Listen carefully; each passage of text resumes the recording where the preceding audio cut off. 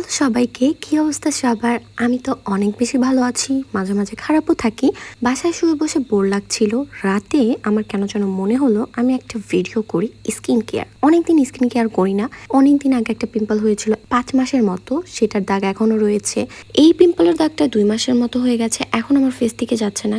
আমাদের জীবনে কিছু স্যাঁচরা মানুষজন আছে না, যাদের জীবন থেকে সরাতে চাইলেও সরে না, আঠার মতো লেগে থাকে। এই দাগগুলো সেম সেই রকম।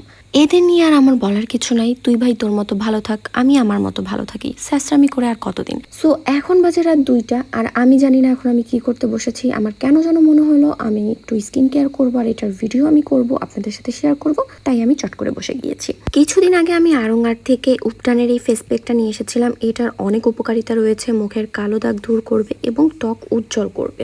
উপটান বা ফেস প্যাক গুলো নাকি গোলাপ জল দিয়ে দেওয়া ভালো, এতে ভালো হয় ফেসের জন্য। আমার কাছে গোলাপ জল ছিল না, রান্নাঘরে যেয়ে দেখলাম এই গোলাপ